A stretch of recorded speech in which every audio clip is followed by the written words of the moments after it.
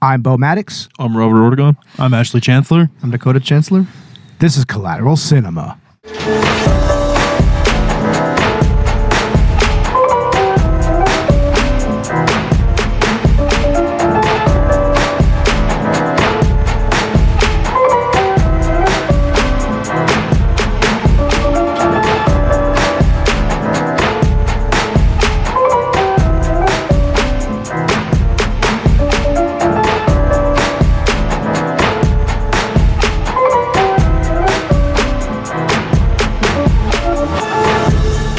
Welcome to Collateral Cinema, the only movie podcast that matters, where we focus on good movies, bad movies, and everything else in between in the world of cinema.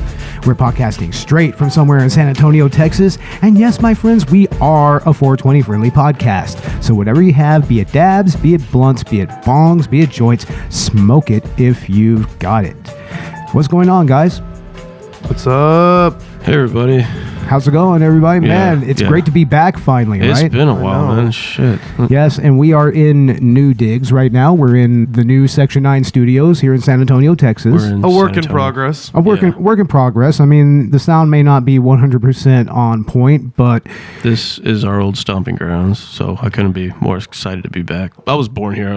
I left when I was 5, though. San Antonio. Yeah, me too. I actually grew up in San Antonio, not Lake Hills. And this is my house, actually. This is the house my wife and I, Lillian, just bought. Yeah. So it's super awesome to have this extra room set up for recording. Oh, man, it was perfect, honestly. I mean, we have a bunch of purple and black panels on the wall now. We're probably going to get some more because, I mean, there might be a little bit of an echoiness. We have some blankets up to kind of soak it up a little bit, but, I mean... Rest assured, ladies and gentlemen, we will have that classic Collateral Cinema sound here very, very soon. Now, this is an At the Theater episode. We just got back from the theater, right, guys? Yeah, the movies was, I haven't been in a while. Yeah, man, not since Endgame, right? Yeah, Avengers. Oh, Endgame. Man, that was a lot of fun. I wanted to see the Spider-Mans, but yeah, you guys went, but... Far From Home was really good, actually, too. That would have been nice to do an episode on Far From Home, but, it just didn't work out that way. We couldn't all be there, so yeah. Yeah, we just did Endgame. I don't know, two Marvel At the Theater episodes in a row seems a little excessive. Yeah, definitely. But this movie is actually the sequel to a movie that came out in 2017, took the world by storm I think it came out October of that year. And that is the sequel to It Chapter 1, It Chapter 2, which is a continuation of the story. They decided to break it up into 2 parts. Robert and Ash, what are your initial thoughts on this movie? It Chapter 2. Oh yeah, it was great. I thought it was great. Now...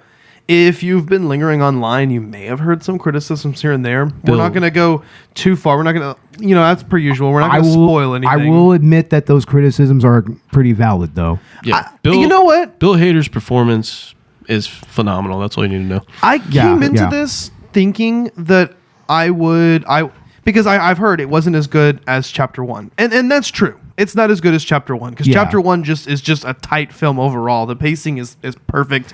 The casting is perfect, especially with the kids. But I came into this thinking, because I'd already read up about it, and I came into this thinking that I'd probably agree with most of the criticisms. But you know what? I don't actually. In fact, most of the criticisms I don't actually think are valid. I mean, maybe we'll get into it more without spoiling the movie too much, but I honestly thought the movie was great. I mean, obviously it's not perfect, but I didn't have any major issues with it. You know what? It left you laughing when you wanted to, and it left you scared at the most part, too. That's the thing with me. I was actually kind of dreading watching this movie because I don't know. I didn't think it was going to be any good either. But see, that's what happened. Hold on. Yeah. I initially liked the first movie, although I do think it's kind of forgettable in some areas here or there, a little bit. Yeah, the first chapter. Yeah. But, I mean... when I actually got around to watching it at the theater, I was laughing out loud at every aspect that was supposed to be horror or suspenseful or everything. I mean, all of it was just so funny because it just seems to me that they just dropped the ball on making it an actual horror movie here. They were so caught up in the whole, actual ethos and universe of Stephen King and everything that I kind of feel like a lot of things got kind of lost in translation a little bit. Maybe that's why we differ.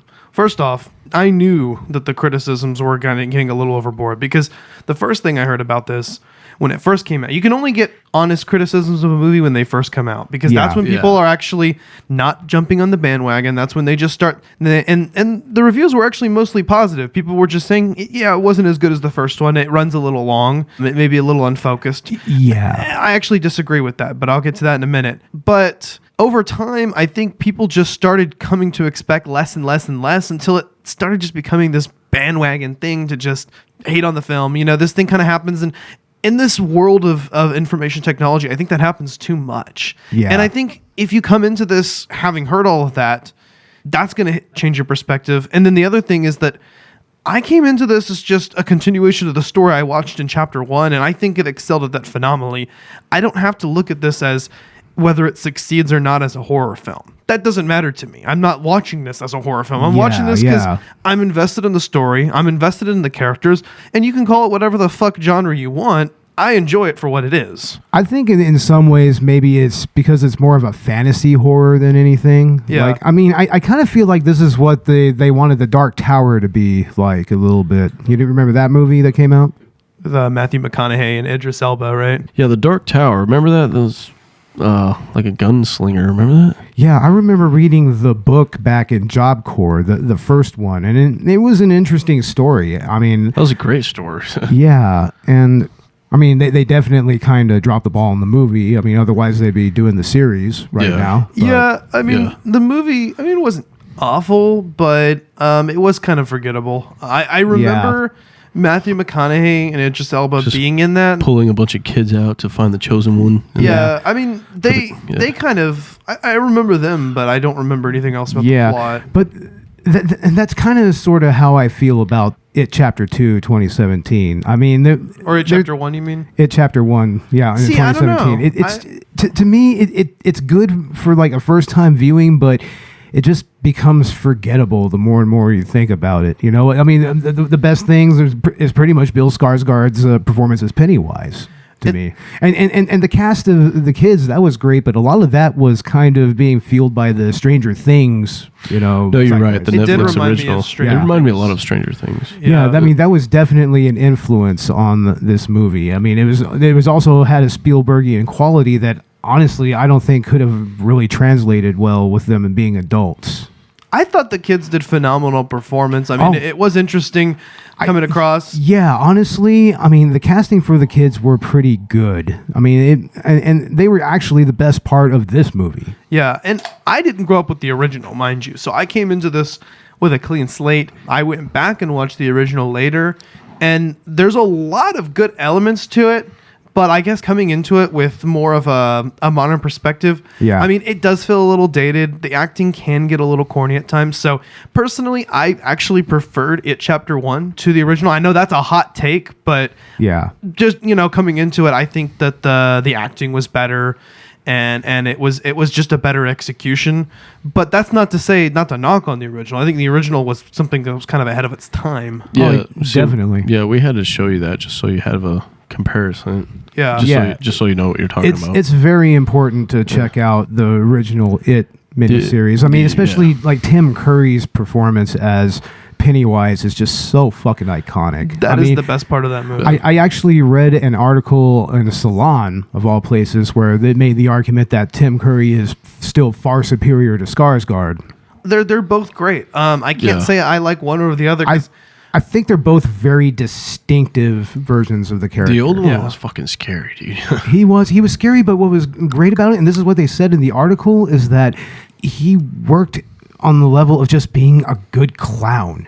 Yeah. I'm not saying that because we are 90s kids, but we grew up with the original. And if I were to saw the new one, the first chapter, it'd probably scare the shit out of me too. You know what I mean? Hey, look what the cat dragged in. Oh, because it's the first time we're seeing it. Look what the cat just dragged in. Yeah, Mr. Dakota Chancellor. The other half. What's up, guys? How's it going? Finally, we have everybody involved in Collateral Cinema here in the new studio. Did y'all miss Dakota's voice? Did you notice he was absent? Well, he's back. He's here now. He took care of some things. Yep. So handled it. Yeah, now he's back. We're good. Chapter 2, Dakota. Your thoughts? Yeah. See, I didn't dislike it. I don't know. Bo's got some weird opinions about it. I know he kind of feels he feels like a total critic about it. But man, I don't know. I enjoyed it. I mean, it was a little weird. There were some weird. The scary scenes, what were supposed to be scary, were more funny than they were scary. You know, hilarious. But see, you're right. Hilarious. The first one didn't even really scare me either. Right. If anything, it was just suspenseful. So I never really looked at either as horror films. I just saw them as films that I was enjoying the story. The thing is, guys, you need to be watching this when you were younger. Yeah, in definitely. the 90s. I'm sure if I had watched either Chapter 1 or the 90s miniseries as a kid, when you were a kid, it would have scared me shitless. I watched the first Child's Play when I was a little kid. Yeah. Oh man, the that first scared Child's the Play. shit out of me, dude. That's a classic movie to put on, kind of like it. You know, it has that nostalgia factor, and it's actually a pretty decent story. You show all this stuff to a 6-year-old, 7-year-old kid. Or, you think anybody thought Leprechaun was scary? I did. I thought. I never found it scary. I mean, that's legitimately a guilty pleasure series for me. The first 4 movies are just great. Leprechaun in Space. Oh my god. Yeah. Leprechaun in Space is like another thing with like Jason X. But Jason X. Dakota, what did you think about? You've seen the original miniseries, right? Yeah, no, I saw it, and actually recently still, but I did see it. And this is a question for everybody. How do you guys think the story told in both of these chapters holds up to the original miniseries, or vice versa? The new ones, they told more story. I think I got a lot more story out of it than I did from the first one. The first one was a lot harder for me to like understand what was going on, and I guess that could have been just me not growing up in that time, not understanding. Yeah. But they really go into a lot of depth in the new movies. They really explain a lot, especially at chapter 2. I learned a lot about dairy that I didn't know. Yeah. They even kind of provide a little bit of a brief backstory for Pennywise. They do. They give you some lore. There is real lore here. He is the whole town. Pretty much, yeah. I mean, there was that whole sequence, I think, where they were kind of going over the ritual and everything. Like Michael was telling them about it. Yeah. It was that real kind of weird, almost like a dream sequence, kind of. It just showed like what happens with the ritual, which comes around to. That was really Native American, peyote stuff. Comes around to kind of bite him in the ass a little bit in the end. That was a departure from the book, I believe. Now I haven't read the book, but I have heard. They've got the ritual of Chud for certain reasons. That particular ritual, as it's told in the book, just would not work on screen. It's too weird. Yeah. And honestly, a lot of the criticisms of this movie sometimes come from the fact that it is kind of a faithful adaptation of King's work. Oh yeah, a very faithful adaptation. As an adaptation, it works rather well. I mean, they cover all the points that they need to cover. Maybe this cocaine and whatever else fueled thing is just too much for the big screen. In some cases, it does come off a little weird. Then you haven't seen Maximum Overdrive, right, Robert?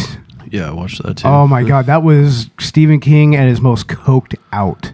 Wow. It's pretty fucking there was amazing. a whole phase in the 70s with like Dead Zone, right? Where you just... this was what was this guy writing? Like late 70s, early 80s. I mean, it has literally a child orgy scene in it, apparently. Oh, and God. That has not made it to about that because any of the silver screen adaptations for good, obvious reasons. Yeah, obviously. Obviously, the original TV version didn't want to show it either. So. But I've heard that it's not necessarily like a perverted moment as much as it is an empowering moment. I still don't see in any way how that could be empowering. It does seem a little unnecessary. especially to modern sensibilities. It's just. And that time it was the 1950s, and this one is the 1980s. Yeah. And experimental with They whatever, did being a change hippie. the time frame, right? Yeah, they did. Yeah. So it went from being the 1950s and the 1980s to the 1980s and today. And now today, so chapter 2 takes place. It's more modern. Yeah, it is. You can definitely see a lot of differences. 30 years ago, my parents were little kids. Oh yeah, right there. Exactly. Yeah. So it's just crazy to see the difference. Again, that's why it feels like Stranger Things, because it takes place in the 80s and you've got the kids. So much 80s, dude. Like yeah, I mean, IROC Z28s, Camaros. Dude, all that 80s nostalgia was so perfect, because especially when you go back to the original movie, like it has all those great 80s special effects. It has like stop motion animation. It has, the classic performance by Tim Curry. I mean, those are all quintessentially, like, it came out like what, late 80s, early 90s? The original TV series out of like 1990. 1990. So it's pure it's pure 90s right there. And I was barely born too. Sorry. Yeah, I mean, taking it back to the 80s was pretty interesting. Like it's actually back a decade. From the original. But that's another criticism I've heard is the CG in It Chapter 2. But here's the thing: is I think that was intentional. Okay, and I'll tell you why. The kids in It Chapter 2 are digitally de-aged. Okay, they're digitally de-aged to be consistent with the way that they look in It Chapter 1. And I read into it, and there's a lot that goes into balancing between the natural performances and trying to be as consistent as possible, keeping them the right heights. Make it look like Paul Walker relative and his brother. So I know what you mean. There was no problem with the CG budget. I think where people are complaining or they're talking about like the monsters, its various forms. And I think that was on purpose. I think they were kind of doing kind of an homage to the original stop motion, claymation performances. That might be, but I mean, like I said, there's so many times in the theater where I just completely fucking laughed out loud at, like, especially when Bill Hader, like, he encountered the Paul Bunyan statue. Oh my God, that was so fucking and it came to life. But it's a child. And he looked back, and it was 27 years later. 27 years later is like it, and then everybody's like swaying in the background and everything, and like fucking Pennywise is up on top of the statue. Yeah, that was weird with all the balloons. The only thing that is really weird, there's the one, I don't want to spoil it necessarily, but there is the one scene and it just comes out of nowhere and it does seem oddly edited. Do you guys know what I'm talking about? Oh yeah. The vomit scene? Yeah, that's very weird. It was a little jarring. I will put that because it suddenly, it's a moment that's kind of suspenseful, kind of scary, and then all of a sudden it turns straight up humorous. And then right back to scary. Exactly. Yeah. I was reading on Reddit and some people were like, I wonder if this was an oversight. And obviously it wasn't because there's too many people this has to go through.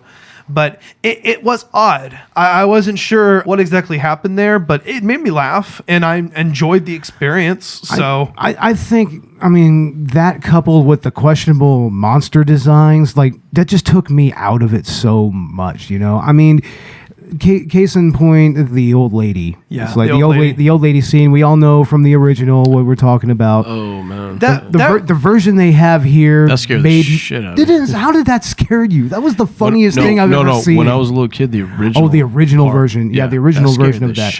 I don't know. This version was just hilarious. This was like, what is it? Long. It was a little funny. Slender Man. Slender Man.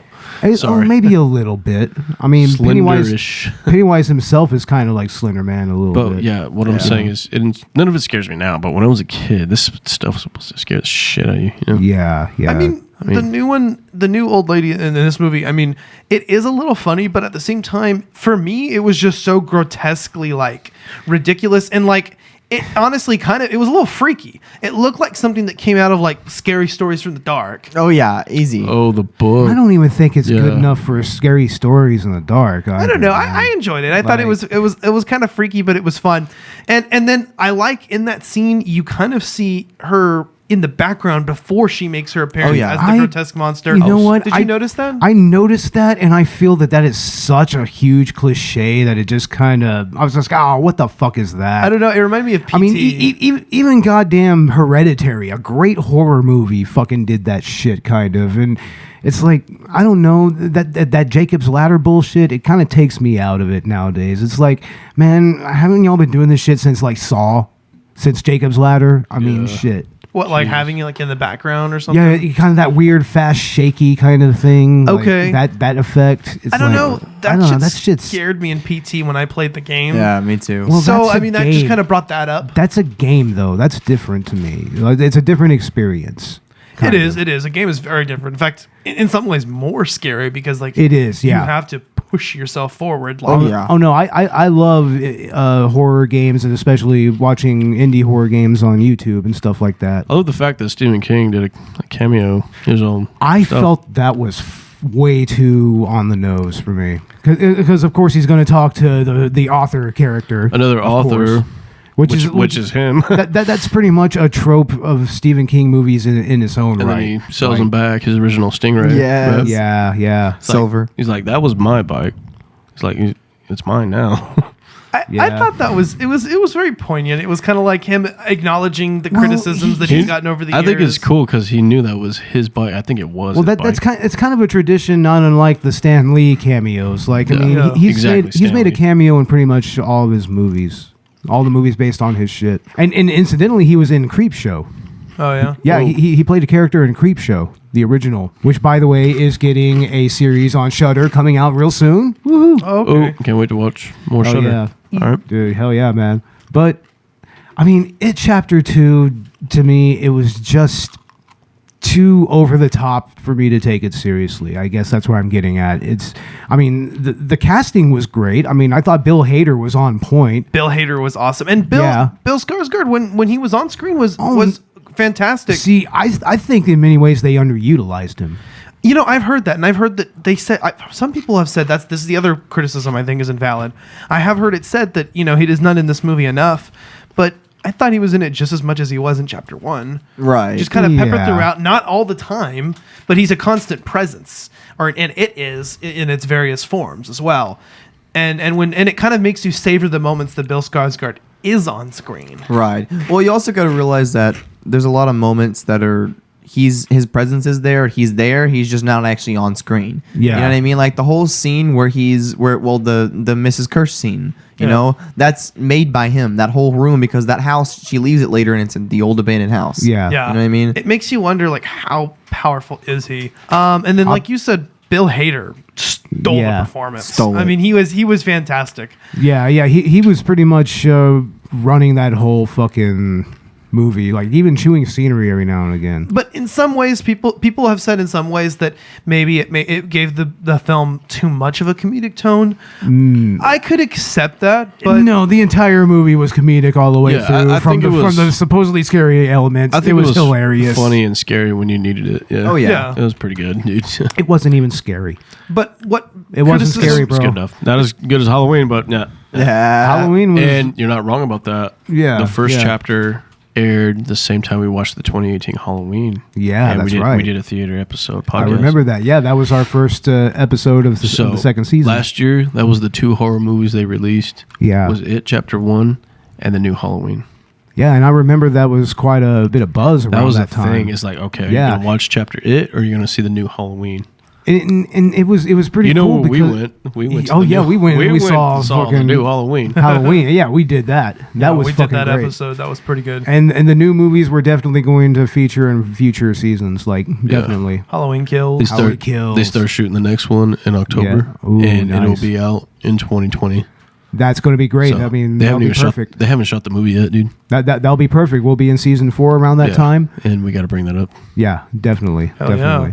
You know, the other criticism I found too, the most common one, and I mentioned this earlier, was the movie being too long and being unfocused. God. Now, that movie needed to be cut by at least 50 minutes or so. I disagree. Now, usually I'm just 40 minutes. 40 minutes would have made a difference. But see, I can't see anywhere that would be cut. I know. Every part of the movie I felt was relevant to the plot, and a lot of people talk about how Act 2 is kind of the stretch that where that happens the most, except I disagree there too, because I understand why Act 2 was there.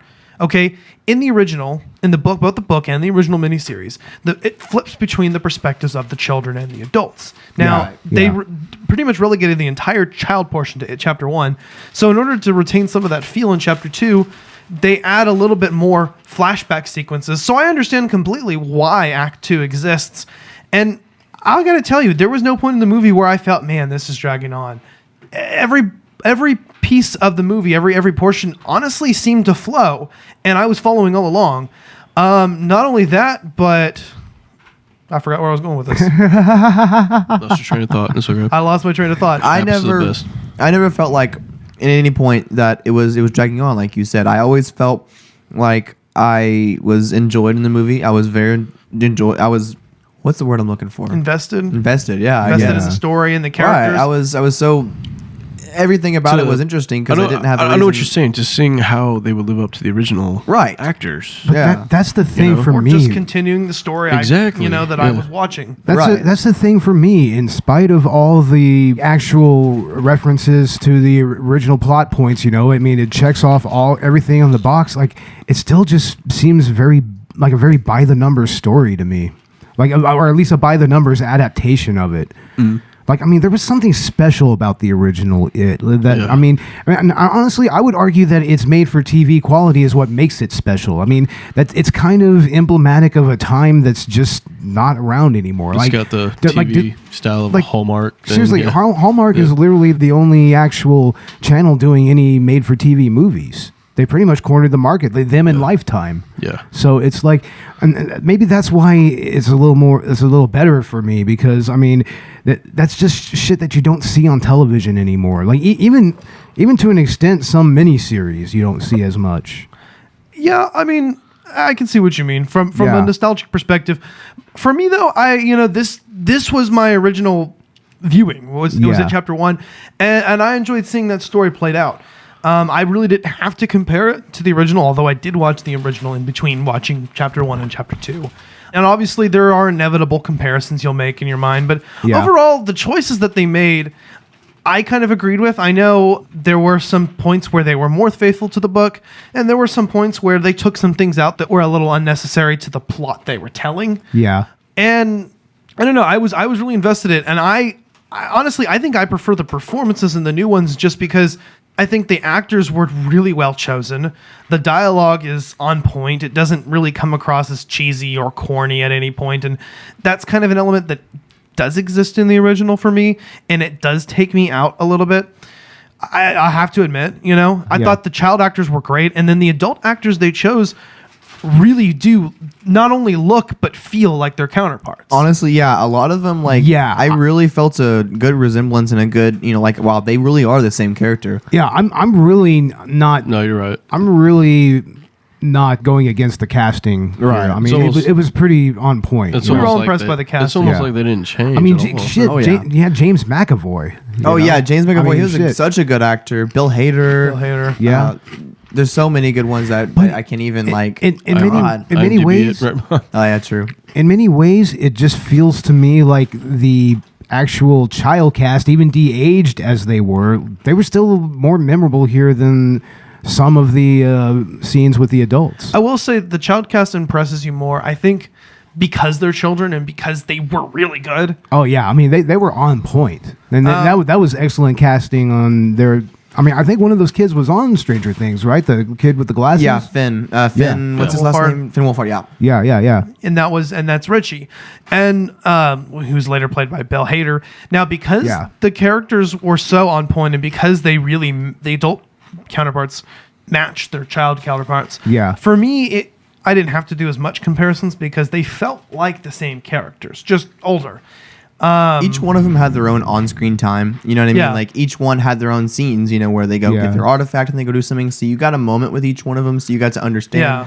Even Stan at the end, actually, they bring Stan in. Yeah. Because if you've seen the old one, you know what happens. So. But that to me kind of contributes to the problem of the movie being too fucking long. It's like, I mean, did we really need to go through all of that? I mean, shouldn't there have been a way that they could have cut that a little shorter? I don't know. I think it was important to see the exposition between each of the characters. And also to get that feeling that's in the original book and in the original miniseries of switching between adult and child perspectives. Well, and I thought the way that they did that was actually pretty brilliant, the way they brought it back. It was important because each kid, each character, each actor, each older actor too, they each had to experience it themselves again. Through the back flashes. Right, exactly. Even when they entered the town again. Each and every hilarious It's like it all came back to them as soon as they entered Derry again.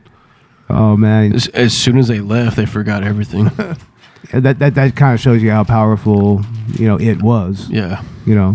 And the Chinese restaurant scene actually really does resemble the original. It does.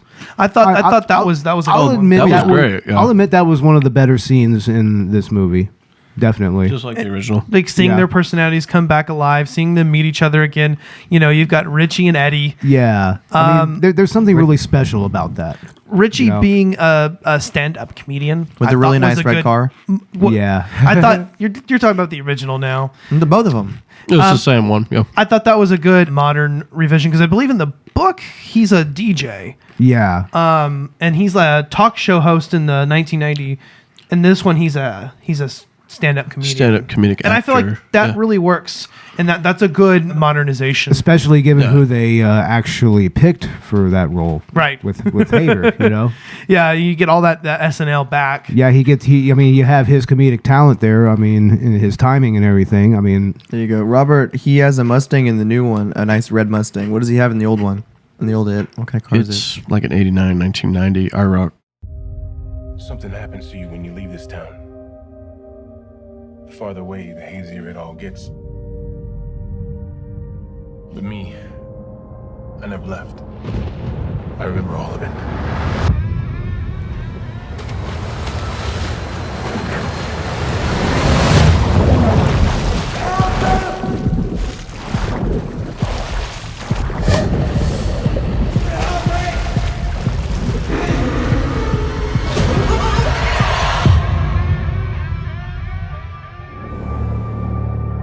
To the losers. We made an oath. Swear? If it isn't dead, if it ever comes back, we'll come back to it. We didn't stop it. Pennywise. The clown. We can't let it happen again. Hello? Kid!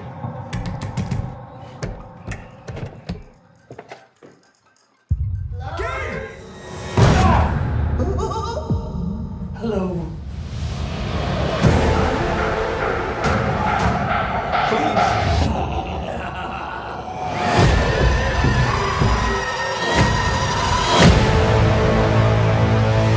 For 27 years, I dreamt of you. I craved you. I've missed you. We need to finish it. For good. I've seen all of us die. It consumes us from the inside until we don't have a choice anymore. You lied. And I died. You lied. And I died.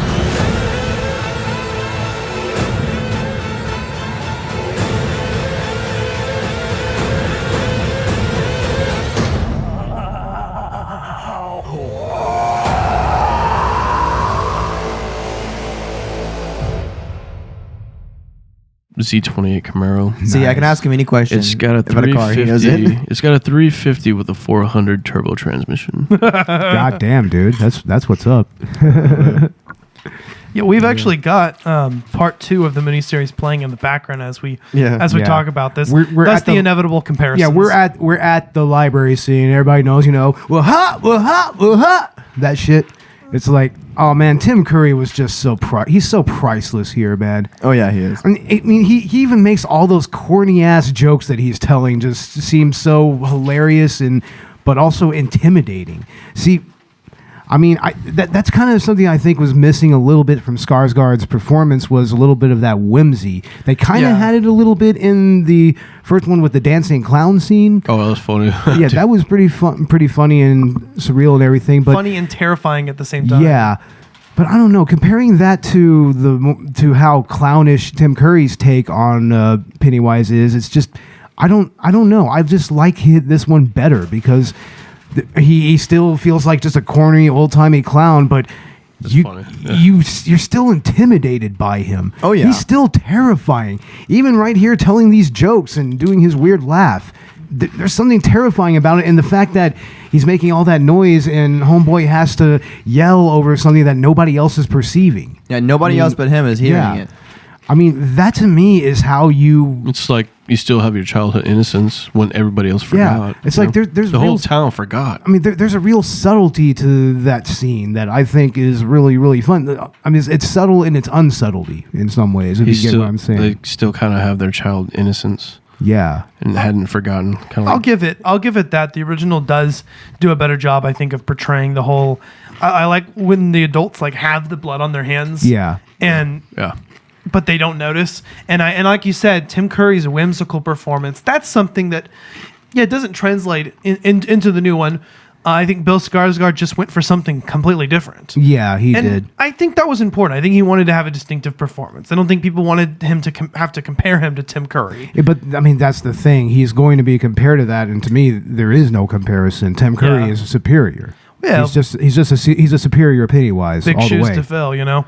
Again, I don't necessarily say if one's superior over the other. I think they both bring their own flavors to the performance. Yeah. I think Bill Skarsgård in particular has this quality I like when he's about to feed and he kind of drools. Yeah. And you get that glazed over look and it's kind of like, you know that, ready. Yeah. That's a really cool moment. Well, it's like he's about to pounce. This is he's actually hunger. It's like he's starving for them. He's like he even has like lines he says. What is it? I waited. And I gotta say, the moments in both films, Chapter 1 and Chapter 2, where they take down Pennywise at the end, and the one in Chapter 2 is criticized a little bit, but I really feel like there were empowering moments. Like in the first one, the kids are just fucking wailing on him. There's like 3 stones, and then the hammer, and then the other one they shoved a spike right there, like iron. Yeah. Oh, yeah. I like kind of like the leprechaun, right? I like that scene where the kids just wail on him. It's that turn the tables moment, and they're fucking just beating the shit out of him. And they do that again as adults in a completely different way. They completely just diminish him. The mouth. Remember the mouth open? And that's an empowering moment too, because it's like, fuck yeah, fuck you. You remember fucking when he starts to wail and like. Yeah, they finally realize that they've probably had the power over him that whole time. They've had that power over him. They were just scared. And then there's that moment where he's kind of wailing and he kind of has like the pity party moment, and they just fucking crush him anyway. Yeah. And it's like that moment of like, no, fuck you. I have the power now. Definitely. Like you had this power over me and now I have the power over you. And just that really hit home. And then obviously the character death at the end. Yeah. If you've seen the original, you know who we're talking about. And there's an interesting spin on the relationship between these two characters, which I will admit, I actually thought that it was implied in the original. I hope everyone knows what I'm talking about. Yeah. Yeah, I know exactly what you're talking about. Okay. Yeah. I thought it was implied in the original, so seeing that on screen, I thought was good. I think it was good. I think Stephen King was actually asked if he thought it was intentional, and he wasn't. He didn't give a full answer. He says it actually wasn't, but he loves the adaptation. Yeah, I think I read that once. So. It's another good way to kind of modernize the character a little bit. Give him a modern day kind of secret. Something that he shouldn't even be a secret, honestly. Yeah. He should be very proud and open of it. And obviously there's a big speaking of which, the movie opens up with a hate crime. Oh yeah, straight hate crime. I don't want to spoil that either because I think there's a shocking value to the it. other one, it was racism, and the other one's just... Yeah, this one, it's straight up homophobic hate crime. Yeah, I guess everyone's heard about it, but obviously that was in the book. I was in the original, and I think it is a teachable moment. I think it definitely is good. I think if anybody is, I have heard someone go around saying, if you're gay, like, don't watch this. It might shock you, but it's like, come on.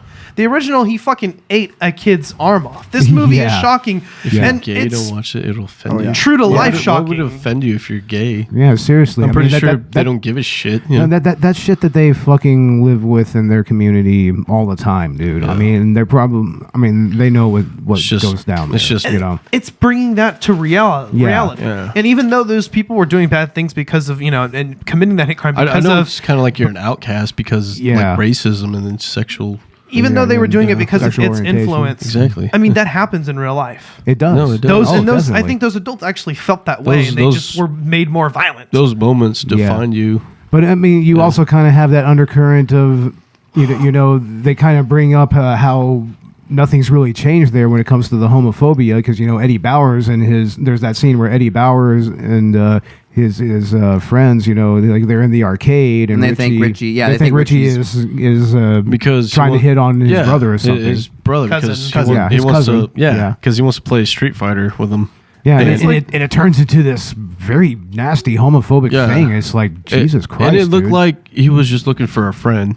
That's what it looked like. But I mean, he may have been interested. He may not have been, but it doesn't. There was definitely a, kind of a link there. It was very similar in that first scene. That very same hatred. It was kind of nothing changed there. It's like it's one of those moments where it's like, does it matter if he is? Does it matter if he isn't? Like, just treat everybody with respect and kindness. That's why you treat everybody with respect. Why? That's why you don't treat everybody different. Who the fuck cares? You know what I mean? Seriously, who cares? Everybody's different. And here at Collateral Cinema, we're LGBT friendly, right, guys? Completely. Yeah. Hell, we celebrated Pride Month even. Yeah, but I think that it represents, the movie franchise. Yeah. It does represent a lot of the lingering issues of humanity. And the creature, it kind of just brings those forward, right? Yeah. And makes the people more violent, but people still are the way people are. I mean, look at the way the adults are portrayed. Like, they don't care. And obviously that's due to the influence, but in real life, can adults be like that sometimes? Oh, certainly. They don't listen to kids, But I mean, there's also that bystander effect that you hear about that a lot of people have. I mean, they'll see something horrible happening and they'll just walk away. That's an actual psychological effect. Like when they're cutting up Ben in the beginning. Do you see how we're still kids at heart? Yeah. There you go. We will probably never lose that. Always, bro. Seriously. But then Henry Bowers is doing that because he himself is being abused at home. It's a vicious cycle, Oh, yeah. That brings up Henry Bowers is like, damn, that's a whole nother... That's a whole other story because whole nother it takes over him. He's a psychopath already. He's already a psychopath, and it guides him almost. Yeah. Pennywise guides him to the right. Yeah, with that fucking it's almost like American Werewolf in London. He has his dead friend in the fucking car. Watch the London and watch the Paris one, dude. Oh my god, classic. Yeah, but I mean that's what that kind of reminded me of a little bit. I will say one thing I do like.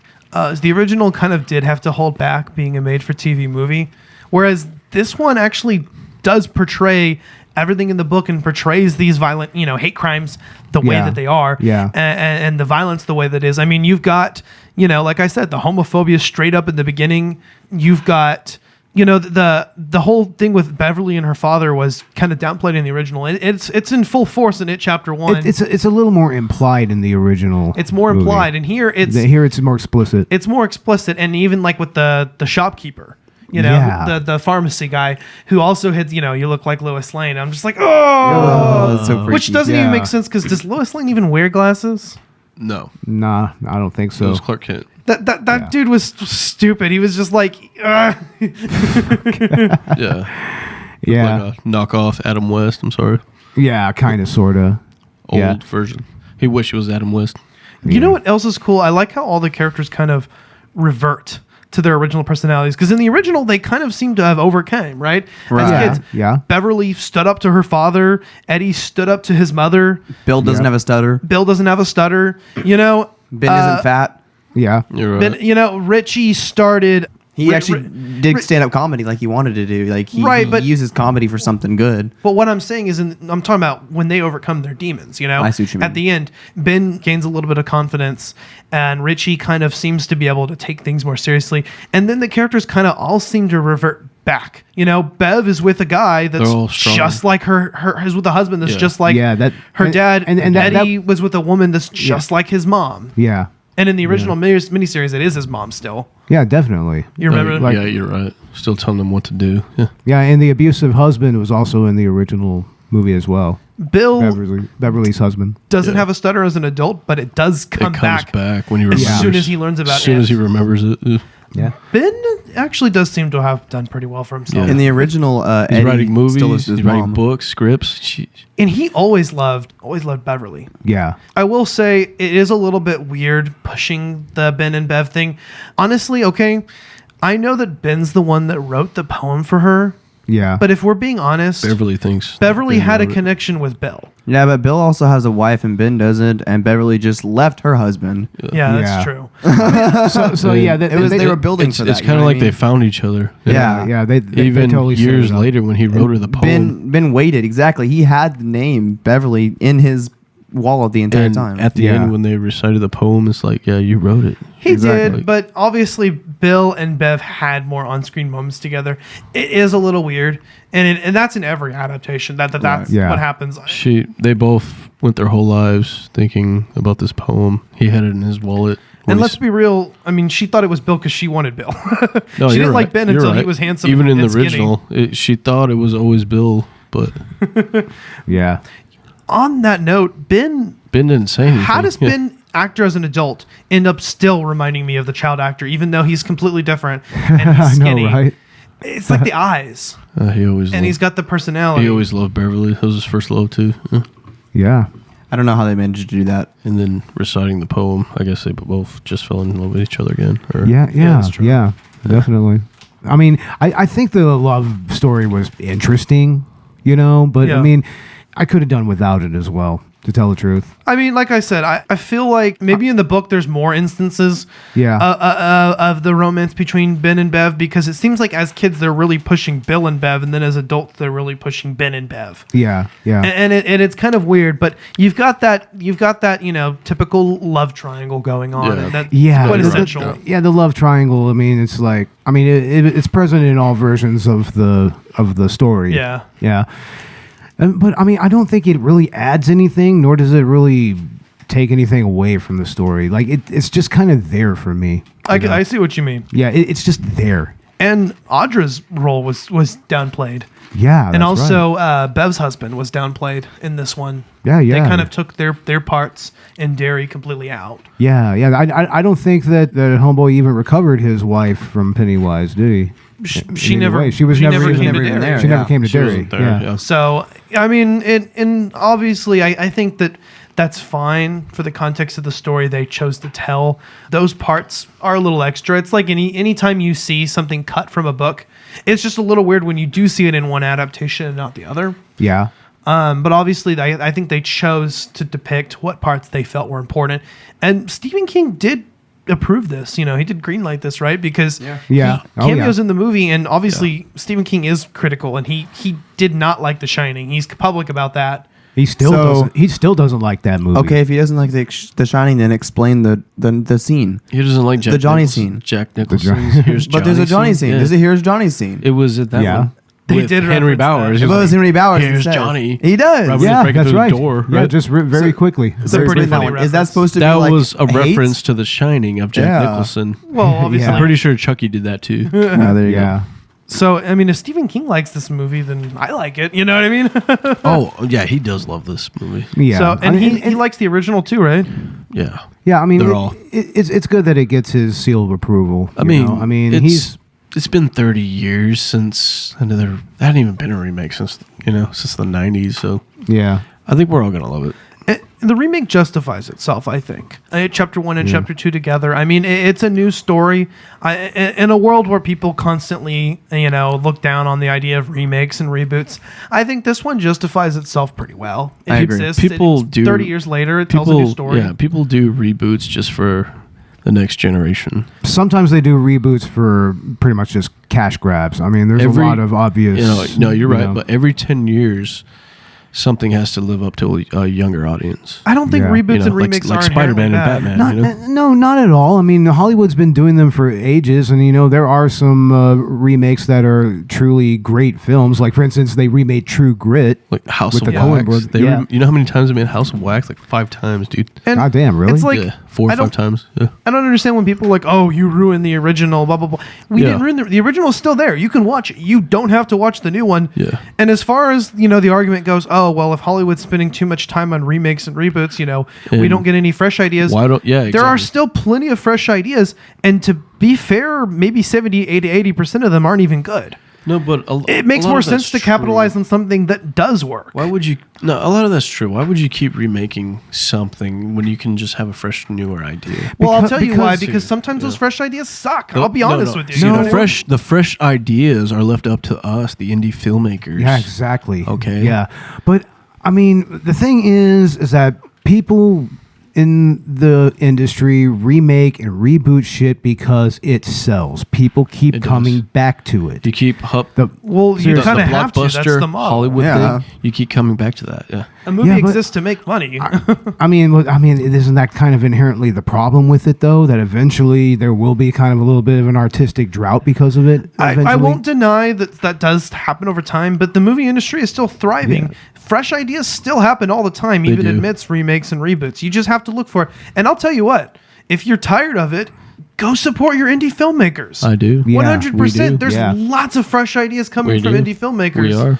We're going to. And on top of that, Hollywood remakes and reboots are not a bad thing as long as I think the remake or reboot justifies itself. If it has something to add, let's say enough time has passed that it feels necessary. Yeah. There are some things that I don't think really ever need a reboot, at least not in the near future. Oh no, there's like for instance, they're talking about The Princess Bride. I will say The Princess Bride, I mean, it kind of works because of the old storybook feel.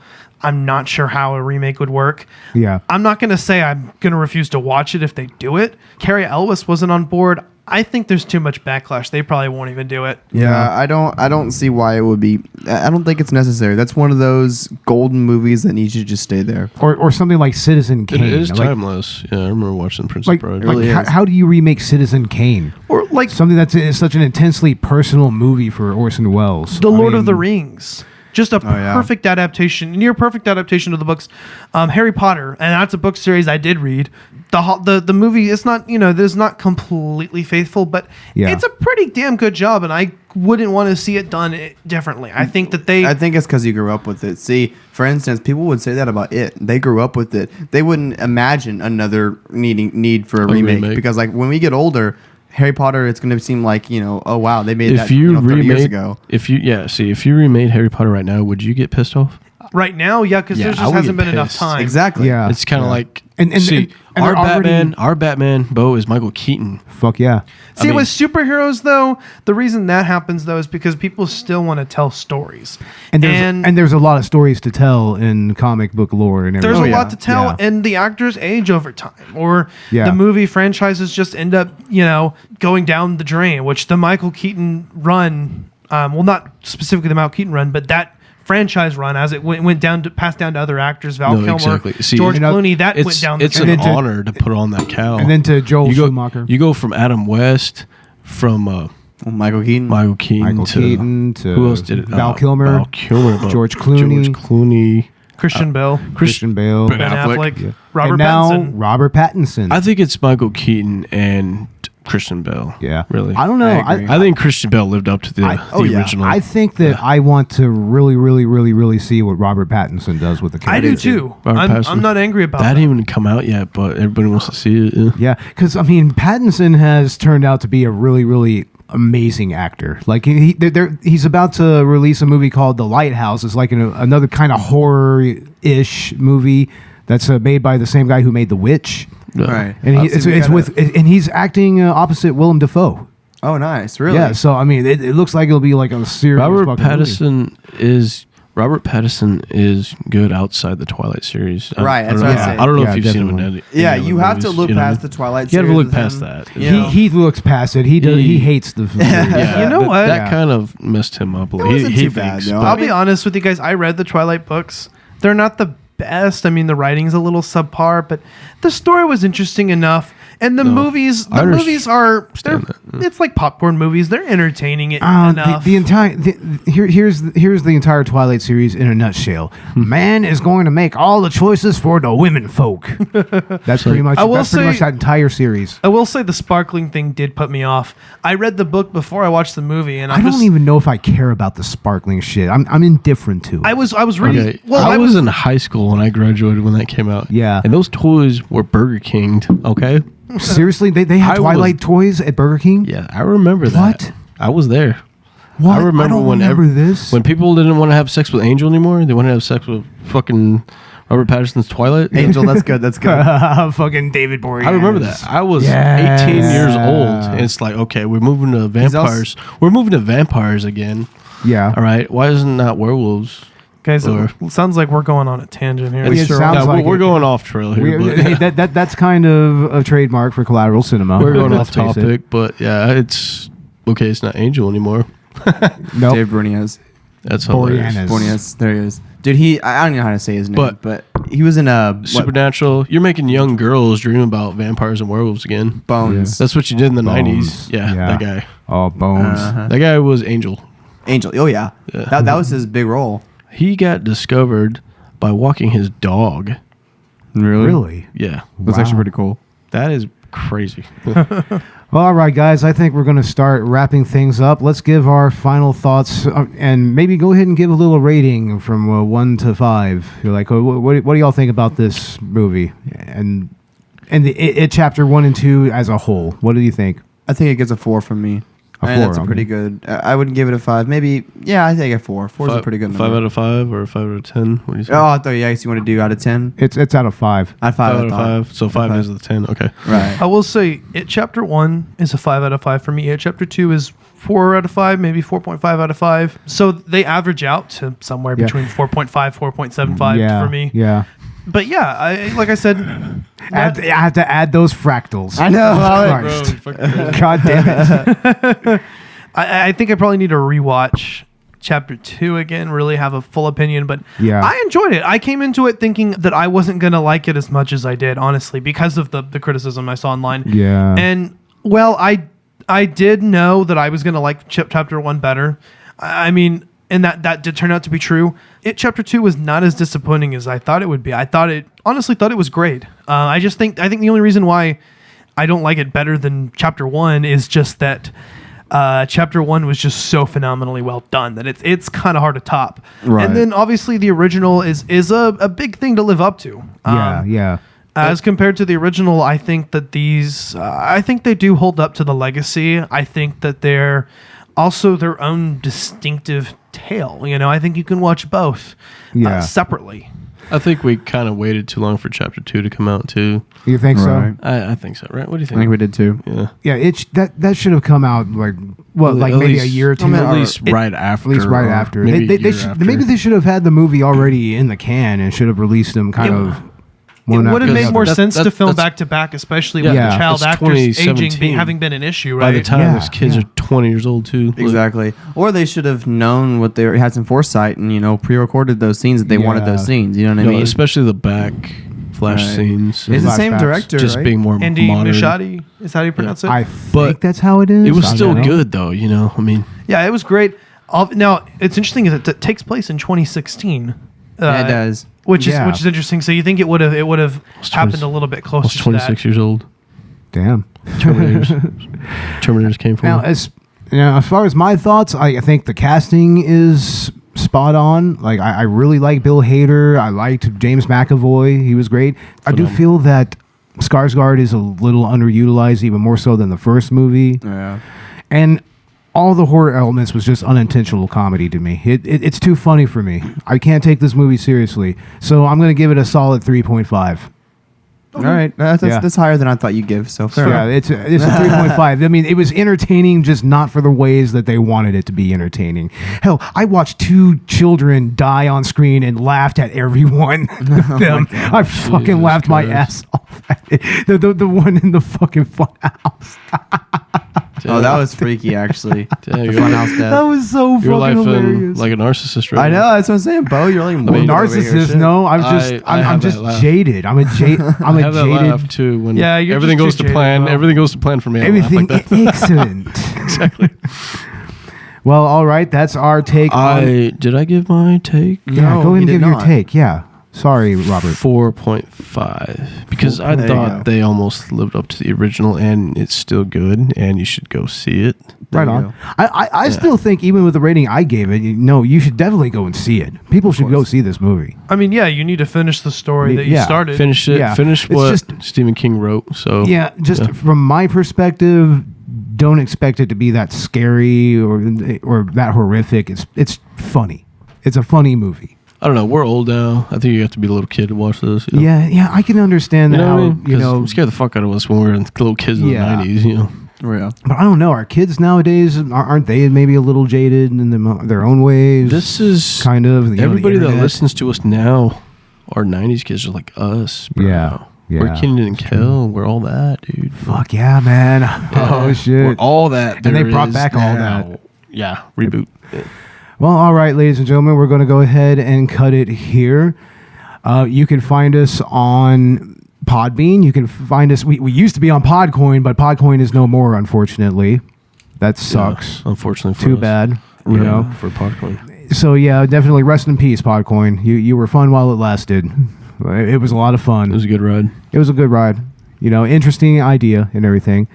But we're also on iHeartRadio. We're on Chill Lover Radio. We're on Lofty TV Cast Radio.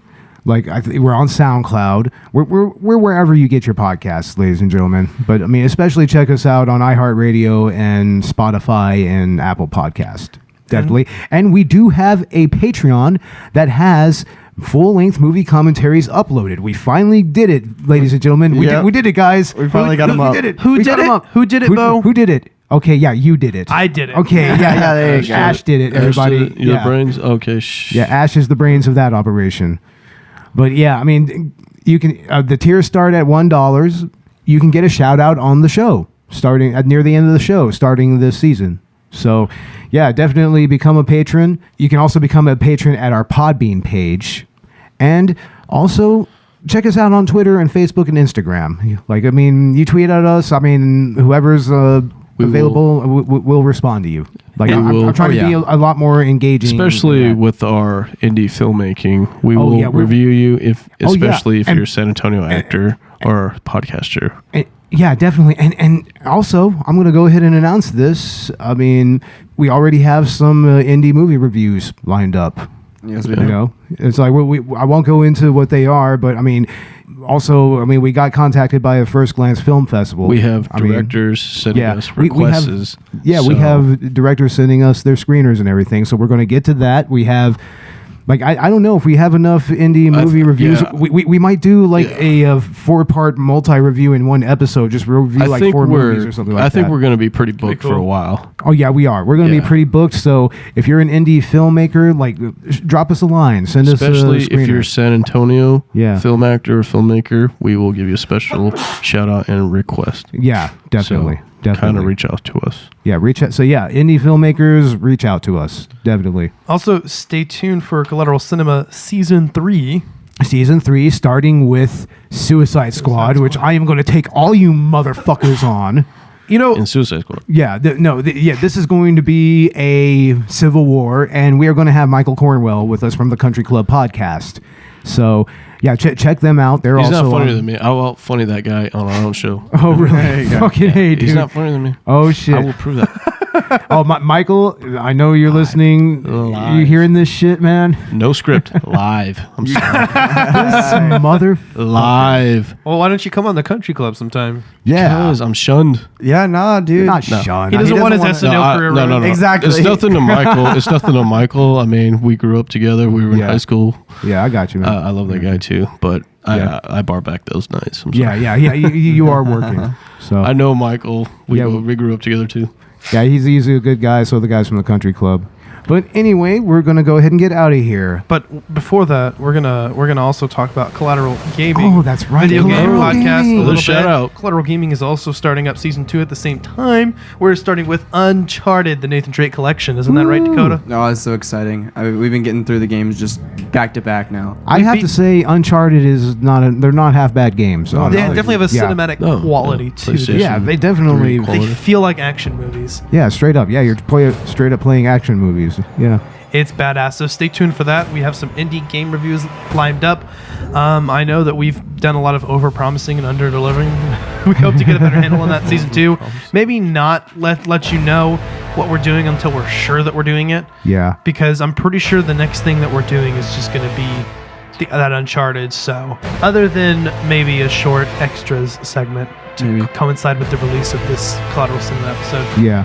Other than that, I know we've got some indie. We're still going to do We Happy Few at some point. It's somewhere in season 2.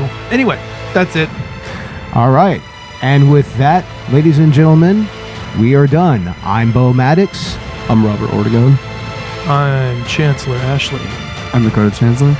And we are Collateral Cinema, and we are out. Check us out on episode 1 of season 3, Suicide Squad. Facebook us, individual profiles.